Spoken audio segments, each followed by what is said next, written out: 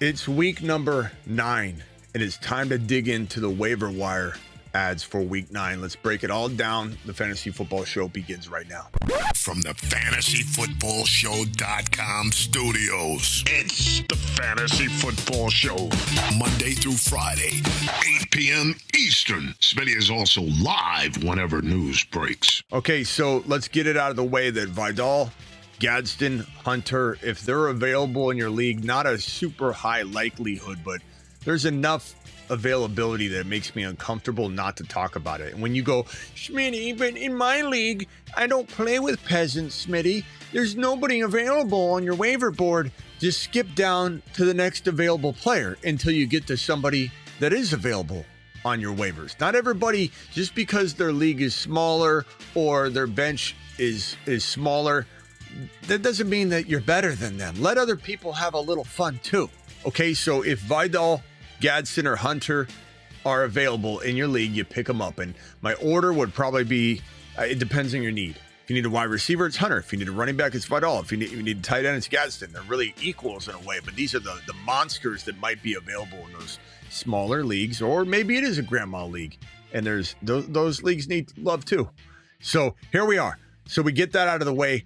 And Marks, who's available in 25% of leagues, that's still a big number. A lot of people say I only include players that are available in 50% of my leagues. What about the people that need this advice? I'm not cutting people off at 25%. 25% is a big number. Marks is a baller, a top 12 to 15 running back, potentially. Not a lock, but potentially going forward. We've loved him all offseason. He was a midseason monster.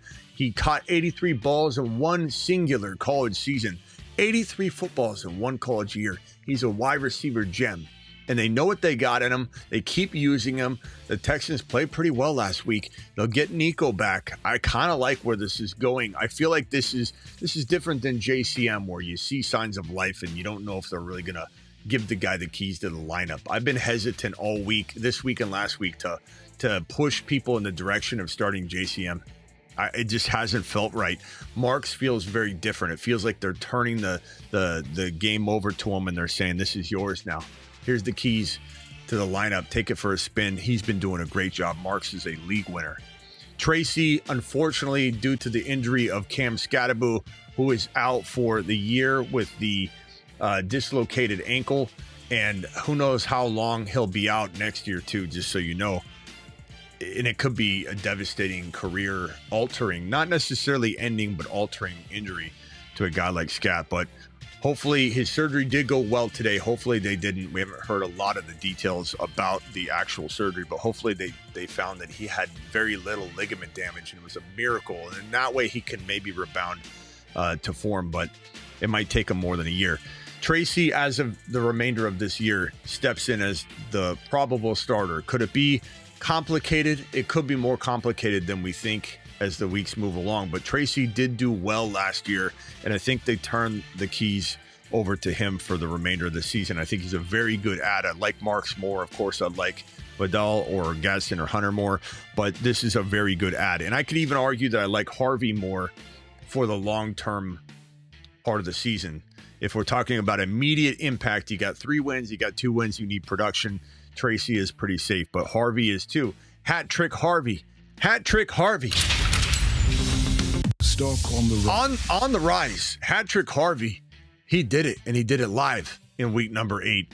3 tutties. Love the kid. Available in 30% of leagues. It's crazy people cut him.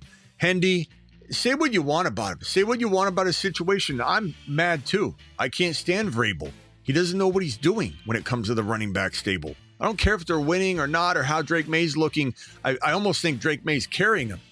Because how can you be so incompetent to draft Hendy as high as you drafted him and not use him? And whenever he's on the field, and he's only fumbled 1 time in the last 5 years, okay? 4 years of college football, not 1 single fumble.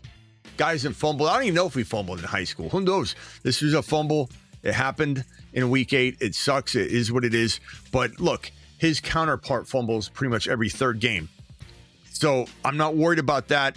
He got 10 carries. He had 70 yards. He was averaging 70 yards, 7 yards a clip. So 70 yards on 10 carries. His role increased. I mean, we'll see what happens after the fumble. That did happen late in the game. But he had 2 big runs in the beginning of the game. It wasn't like he got garbage run. He had 30 yards on 2 carries at the very beginning of the game.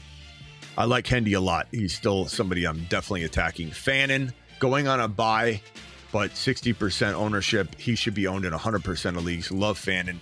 If anybody didn't know, Fannin outproduced every single college wide receiver last year. He's a tight end, by the way. Tight end for the Cleveland Browns. He was better than Ted McMillan, than Jeremiah Smith, than Travis Hunter, than every wide receiver in yardage and in receptions. He led the entire nation in both of those categories. He almost had the triple crown. He was like 10th or 12th in touchdowns, but he had more yards and more receptions than any receiver in college football, and he was a tight end. That's how good he was in college football. And he looks that good now, and he's a rookie, so he's going to go like that, which is what he's kind of done, which is why people kind of gave up on him, even though they liked him. We've been high on him all year. He is such a monster. Goes into the bye week, probably explodes out of the bye, as most rookies do.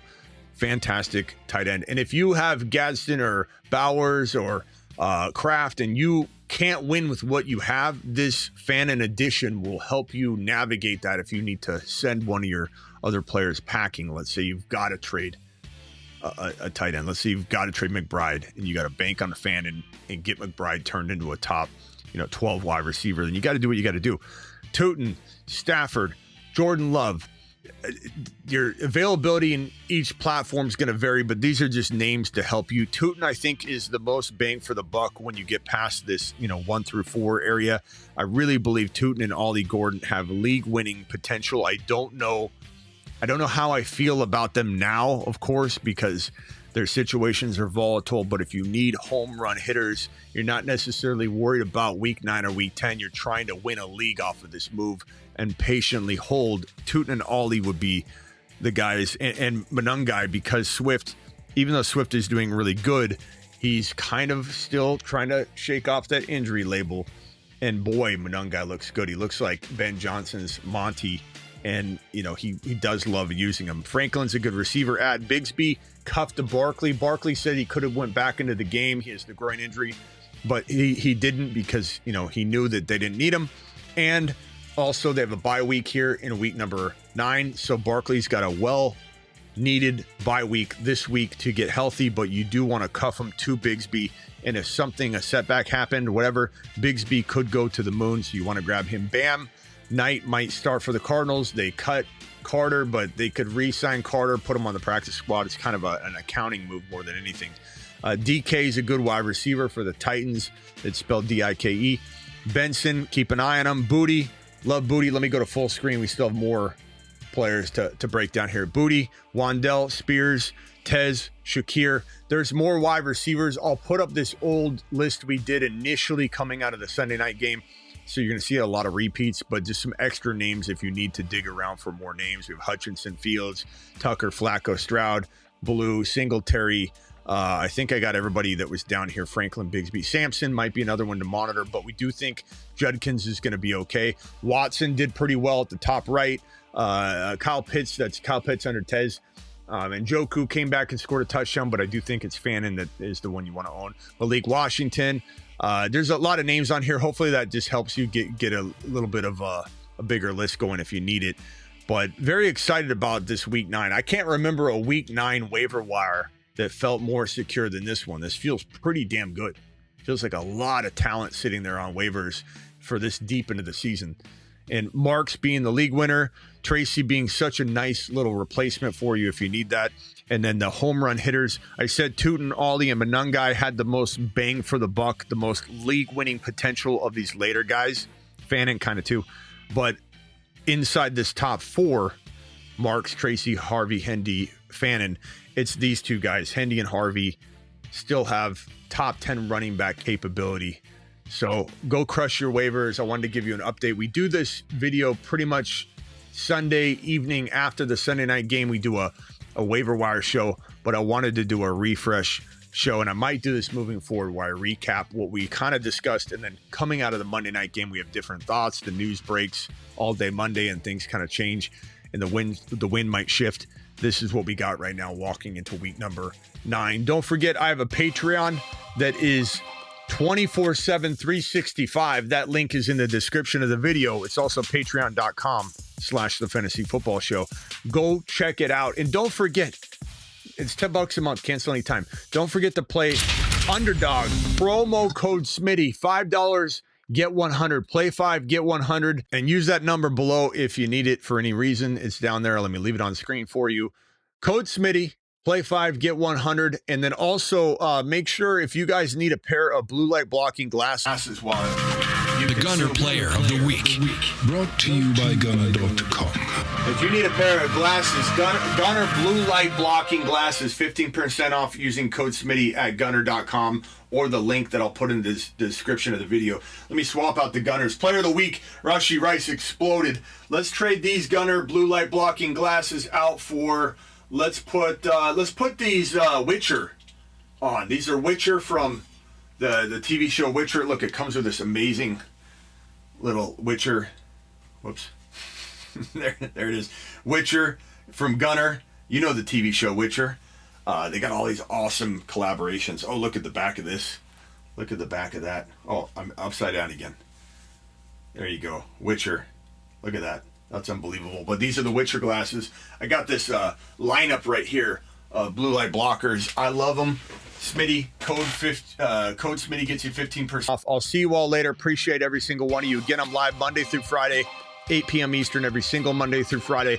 Live whenever big news breaks. And I'm also live at midnight Eastern almost every single night. Appreciate every single one of you.